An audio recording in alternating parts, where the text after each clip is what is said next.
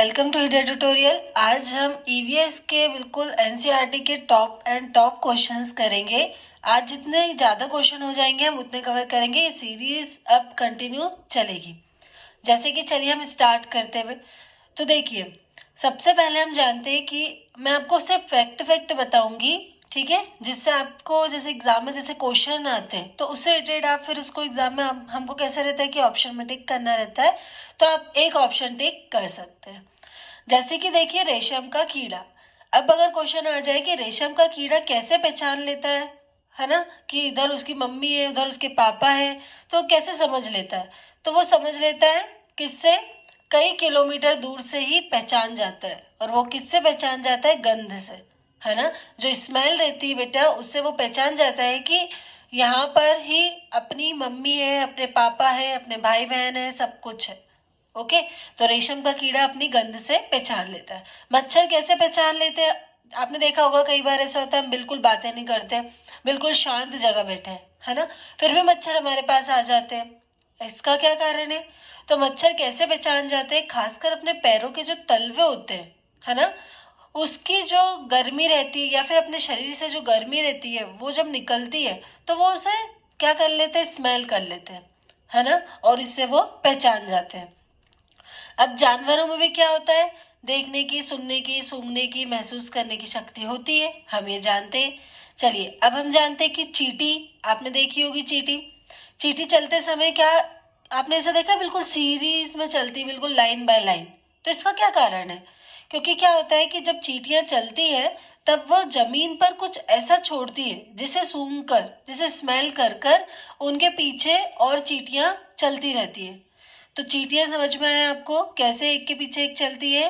वो जमीन पर, है ना, उनकी स्मेल कुछ वो छोड़ती जाती है जिसके थ्रू बाकी की चींटियां फॉलो करती है। नेक्स्ट देखिए, कुत्तों के बारे में जान लेते हैं, डॉग के बारे में। अब डॉग आपने देखा होगा कैसे पहचान जाते हैं वो कि यहाँ पर हमारा कोई साथी बैठा है, वहां पर हमारा कोई साथी बैठा है, ये हमारा एरिया है।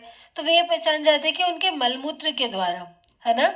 डॉग क्या करते हैं? अपने एरिया में मलमूत्र करते हैं जिसकी गंध से वो जान लेते हैं कि इस इलाके में बाहर का कुत्ता आया है ना। ये उनका कह सकते हैं हम एक सिग्नल पॉइंट रहता है। अब जैसे कि हम जानते हैं कि चील, बाज और गिद्ध पक्षी क्या है? ये हमसे 4 गुना ज्यादा दूर से देख पाते हैं। कौन कौन से? चील, बाज और गिद्ध, ठीक है। तो आप इसे अच्छे से देख लीजिएगा क्योंकि क्वेश्चन मोस्ट आईएमपी अभी सीटेट की रिसेंटली एग्जाम हुई थी, उसमें भी आया था। अब देखा जाता है कि रात में जो जागते जानवर वो कैसा रंग देख पाते हैं? तो रात में जो जानवर जागते हैं वो कौन सा रंग देख पाते हैं बेटा? सफेद और काला, ब्लैक और व्हाइट, केवल 2 ही रंग देख पाते हैं। अब देखते हैं हम सिक्स्थ पॉइंट। पक्षियों की, ज्यादातर पक्षियों की आंखें कैसी होती है? उनके सिर की दोनों तरफ होती है, ठीक है, जिससे वो एक पॉइंट पर इजिली देख लेते हैं। अब देखिए, क्योंकि सिर के जब दोनों तरफ होगी तो 2 अलग अलग, है ना, चीजों पर नजर डाल लेते। जब वो बिल्कुल सामने देखते तब इनकी दोनों आंखें क्या हो जाती है? एक ही केंद्र पर स्थित हो जाती है। और जब उन्हें इधर का भी देखना हो उधर का भी देखना हो तो दोनों आंखें क्या हो जाती है? 2 पॉइंट बना लेती है, ठीक है। अब क्या होता है? अब पक्षियों की आंखों की बात चल रही है तो एक और बात हम जान लेते हैं कि पक्षियों की आंखें की पुतली जो रहती है वो घूम नहीं सकती। क्यों घूम नहीं सकती? क्योंकि कुछ पक्षी ऐसे रहते हैं जिनकी आंखों की पुतली नहीं घूमती। तो अब क्या करे वो? अब उन्हें देखना हो तो, पीछे का देखना हो तो क्या करे वो? अपनी गर्दन घुमा कर देख सकते हैं, ठीक है। अब पक्षी की बात चल रही है तो हम एक और चीज जान लेते हैं कि पक्षी जब दोनों आंखों पर एक ही चीज पर केंद्रित करते हैं तो उन्हें चीज की, दूर की वस्तु का क्या होता है? एहसास हो जाता है। जब अलग अलग देखते हैं तो उनको अलग देखने का दायरा बढ़ जाता है। सही बात है। तो ये पक्षियों के पॉइंट समझ में आए आपको? अब हम देख लेते हैं सांप के बारे में, स्नेक।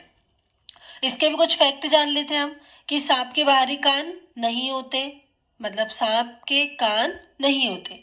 तो फिर सांप कैसे पहचान लेता है ना? सांप कैसे बीन बजाते तो सांप कैसे मूव करने लगता है?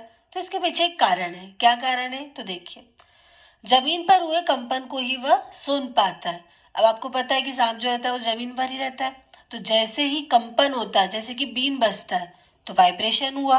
वाइब्रेशन होता है जिससे धरती क्या होने लगती है, कंपन होने लगता है, धरती हिलने लगती है, तो सांप भी हिलने लगता है।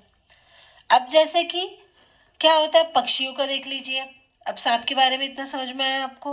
अब पक्षियों का अगर हम देखें तो कुछ पक्षी क्या रहते हैं कि जब डरते हैं या फिर उन्हें ऐसा फील होता है कि यहाँ पर कुछ खतरा होने वाला है, तो वो क्या करते हैं, कुछ आवाज निकालते हैं अलग अलग, जिससे कि जो ऊंचे पेड़ पर बैठते हैं जैसे कि लंगूर, शेर, चीता, अगर जैसे लंगूर बैठा है ऊंचे पेड़ पर, तो क्या करेगा, लंगूर ऐसी आवाज निकालेगा शेर चीता को देखकर कि बाकी के जितने एनिमल्स हैं उनको ये मिल जाता है, क्या सिग्नल मिल जाता है कि अब यहाँ पर कुछ हमला होने वाला है या फिर यहाँ पर कुछ खतरा होने वाला है।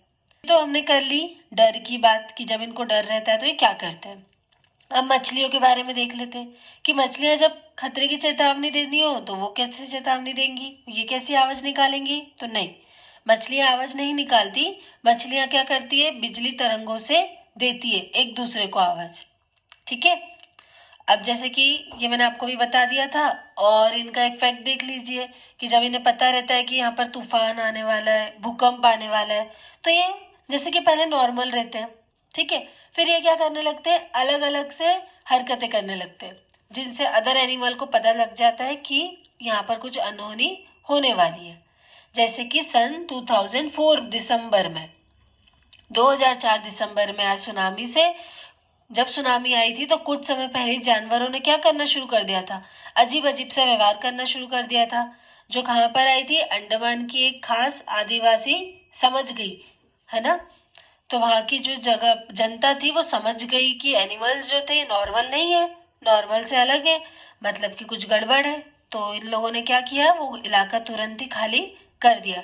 ये वाला क्वेश्चन अभी सीटेट में आया हुआ था कि सुनामी कब आई थी, जिसमें जानवरों को पता चल गया था कि सुनामी आने वाली है, तो उन्होंने फिर कैसा फील करना शुरू कर दिया था, तो वो आई थी 2004 में। ठीक है।